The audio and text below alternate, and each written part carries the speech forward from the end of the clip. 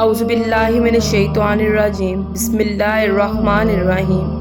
The Islamic pedia T V کے محترم عزیز دوستو، السلام علیکم۔ محترم ناظرین، آج کی اس ویڈیو میں ہم پیش کرنے جا رہے ہیں ایک ایسا واقعہ جسے سن کر آپ حیرت میں پڑ جائیں گے۔ اس واقعے کو مکمل طور پر سمجھنے کے لیے اس ویڈیو کو اینڈ تک ضرور دیکھیں۔ کسی ملک میں ایک بادشاہ حکومت کیا کرتا تھا۔ اس کی سلطنت اور رعایا اس بادشاہ کے زیر حکومت اور آسائش بہت آرام میں تھی۔ بادشاہ اپنے انتظامات سے بہت خوش تھا اور اسی وجہ سے وہ بہت مغرور تھا۔ اس بادشاہ کی 7 بیٹیاں تھیں۔ ایک دن اس نے سوچا کیوں نہ میں اپنی بیٹیوں سے رائے لے لوں کہ وہ میری حکومت کے بارے میں کیا کہتی ہیں۔ چنانچہ انہیں دربار میں آنے کا پیغام بھیجا گیا اور سب کی سب کچھ ہی دیر میں بادشاہ کے دربار میں حاضر ہو گئیں۔ اب بادشاہ ان سب سے ایک ہی سوال کیا، تمہیں آسائش اور آرام کس نے دیا ہے؟ اگر تم سب نے درست جواب دیا تو ہر ایک کو اس کی من پسند ہیرے کی انگوٹھی دی جائے گی۔ ایک ایک کر کے بادشاہ کی 7 بیٹیوں میں سے 6 بیٹیوں نے جواب دیا کہ ہمیں سب کچھ آپ نے دیا ہے۔ بادشاہ کو ان سب کا جواب درست لگا اور اس نے انہیں قیمتی انگوٹھیاں دے دیں۔ بادشاہ نے دیکھا کہ 7ویں بیٹی خاموش کھڑی ہے۔ جب بادشاہ نے اسے طلب کیا تو وہ کہنے لگی، مجھے یہ سب کچھ میرے اللہ نے عطا کیا ہے۔ آج جو کچھ بھی میرے پاس ہے وہ سب اللہ کا دیا ہوا ہے۔ بادشاہ کو اس کی بات پر سخت غصہ آ گیا اور کہنے لگا، تمہیں یہ سب میں نے عطا کیا ہے اور تم کہتی ہو کہ اللہ دیتا ہے۔ بادشاہ نے اسے سزا دینے اور اپنی بات کو درست ثابت کرنے کے لیے حکم دیا کہ شہزادی کے سب قیمتی لباس اور جواہرات لے لیے جائیں اور اسے ایک عام سی لڑکی کے لباس میں جنگل میں چھوڑ دیا جائے تاکہ اسے پتہ چلے کہ وہاں اسے یہ سب کچھ دینے والا کون ہے، اور ہم بھی دیکھیں گے کہ اگر یہ سب شہزادی کے نصیب میں لکھا ہے تو جنگل میں اس کو کیسے ملے گا۔ لہٰذا حکم کے مطابق شہزادی کو بادشاہ کے سپاہی جنگل میں چھوڑ آئے۔ شہزادی اپنے دل میں اللہ پر مکمل بھروسے کے ساتھ جنگل میں ایک طرف بیٹھ گئی۔ بیٹھے بیٹھے رات ہونے کو آ گئی۔ اب شہزادی نے سوچا کیوں نہ لکڑیاں جمع کر لی جائیں تاکہ رات کو آگ جلاؤں اور جنگلی جانوروں کے حملے سے محفوظ ہو جاؤں۔ شہزادی لکڑیاں جمع کرنے لگی۔ چلتے چلتے وہ کافی دور آ گئی۔ اچانک اس نے دیکھا کہ جنگل میں ایک گھر ہے۔ وہ حیران ہوئی کہ جنگل میں گھر کہاں سے آ گیا۔ اسی تحقیق میں وہ گھر کے قریب پہنچ گئی۔ گھر کے قریب گئی تو اسے گھر میں سے بوڑھے آدمی کے کھانسنے کی آواز آئی جو ساتھ میں پانی بھی مانگ رہا تھا۔ شہزادی جلدی سے گھر میں داخل ہوئی اور اس بوڑھے کو پانی دیا۔ جب اس کی کھانسی رک گئی تو اس نے اتنا دن ڈھلے جنگل میں شہزادی کی موجودگی کی وجہ پوچھی، جس پر شہزادی نے اسے سارا واقعہ سنا دیا۔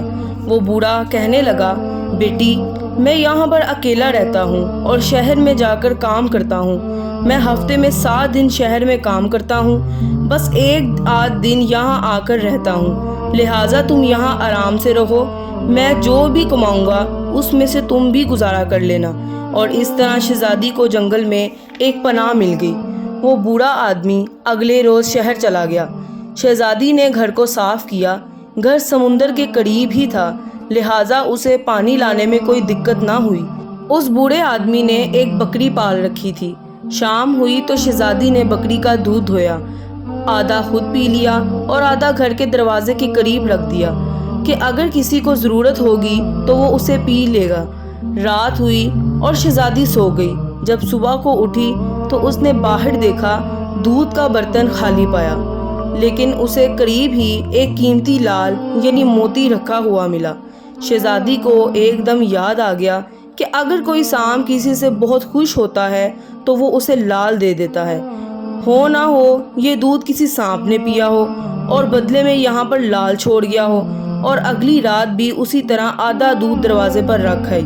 اگلی صبح بھی اسے ایسے ہی لال پڑا ملا۔ شہزادی نے وہ بھی اٹھا لیا۔ اس طرح 7 روز گزر گئے۔ شہزادی روز دودھ رکھتی اور روز اسے وہاں سے لال ملتا۔ 7 دنوں کے بعد وہ بوڑھا آدمی اپنے گھر واپس آ گیا کہ شہزادی کو ہفتے بھر کا راشن دے سکے۔ شہزادی نے بابا کو 7 دن کا پورا واقعہ سنا دیا اور بابا کو 3 لال دیے کہ آپ ان کو شہر میں بیچ کر ان کی قیمت لے آئیں۔ اور آتے ہوئے اپنے ساتھ محل کی تعمیر کے لیے مستری لائیے گا۔ باقی کے 4 لال کی مالا بنا کر اس نے اپنے گلے میں پہن لیے۔ اب شہزادی نے جنگل میں ایک بے حد خوبصورت محل بنوایا اور نہایت شان و شوکت کے ساتھ وہ اور بوڑھا بابا اس محل میں رہنے لگے۔ اس کے محل میں بہت سے نوکر چاکر تھے جو شہزادی کے حسن سلوک سے بہت خوش تھے۔ شہزادی کی دھوم جلد ہی دور دور تک پھیل گئی۔ اب اس بات کی خبر شہزادی کے والد کو ہوئی، لیکن اسے علم نہ تھا کہ وہ جس شہزادی کے بارے میں سن رہا ہے وہ در حقیقت اس کی اپنی بیٹی ہے۔ بادشاہ نے سوچا کہ اس شہزادی سے ملنا چاہیے کہ آخر یہ کون ہے۔ بادشاہ نے اپنے سپاہیوں کے ہاتھوں شہزادی سے ملنے کا پیغام بھجوایا۔ شہزادی نے اس بات پر منظور کر لیا کہ بادشاہ اپنی 6 بیٹیوں کو بھی ہمراہ لائیں گے۔ بادشاہ نے منظور کر لیا۔ چنانچہ کچھ دنوں کے بعد شہزادی سے ملاقات کے لیے بادشاہ اپنی 6 بیٹیوں کے ہمراہ روانہ ہوا۔ وہ شہزادی کے محل پہنچے۔ ان کا بے حد پرتکلف استقبال کیا گیا۔ طرح طرح کے کھانے اور شاندار لباس انہیں پیش کیے گئے۔ شہزادی نے بہت ہی عالیشان لباس زیب تن کیے ہوئے تھی، لیکن اس نے نقاب پہنا ہوا تھا۔ بادشاہ نے اصرار کیا کہ آپ میری بیٹیوں جیسی ہیں اور میرے ساتھ بھی تو خواتین ہیں، تو پھر آپ نے نقاب کیوں کیا ہوا ہے؟ آپ اسے اتار سکتی ہیں۔ شہزادی نے کہا ٹھیک ہے، اب میں تیار ہو کر آتی ہوں۔ بادشاہ کی باقی بیٹیوں نے آپس میں سرگوشی کی کہ اتنا تو تیار ہیں، اب اور کتنا تیار ہو کر آئیں گی۔ شہزادی وہاں سے چلی گئی اور کچھ دیر کے بعد وہ اپنے اس لباس میں آ گئی جس میں اسے بادشاہ نے جنگل میں چھوڑا تھا۔ بادشاہ اسے دیکھ کر بہت خوش ہوا اور کہنے لگا، بیٹی کیا تم یہاں کی نوکرانی ہو اور شہزادی کے پاس کام کرتی ہو؟ ہم تو سمجھے تھے کہ جنگلی جانور تمہیں کھا گئے ہوں گے، کیونکہ اگلے روز میرے پاس سپاہی آئے تھے، لیکن انہوں نے کہا کہ وہاں پر شہزادی کا نام و نشان نہیں ملا، پر تم تو زندہ ہو، میں شہزادی سے اجازت لے کر تمہیں یہاں سے لے جاؤں گا۔ شہزادی کہنے لگی، بابا میں وہی شہزادی ہوں جس کی ملاقات کے غرض سے آپ یہاں آئے تھے۔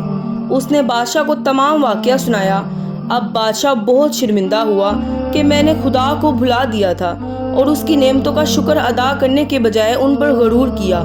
بادشاہ کی باقی بیٹیاں بھی اپنی بہن کی قسمت پر رشک کرنے لگیں کہ کاش ہم نے بھی وہی جواب دیا ہوتا تو آج اللہ تعالیٰ ہمیں بھی یہ سب کچھ عطا کرتا۔ میرے محترم عزیز دوستو، اس دنیا کی کوئی بھی چیز اللہ کے حکم کے بغیر حرکت نہیں کر سکتی۔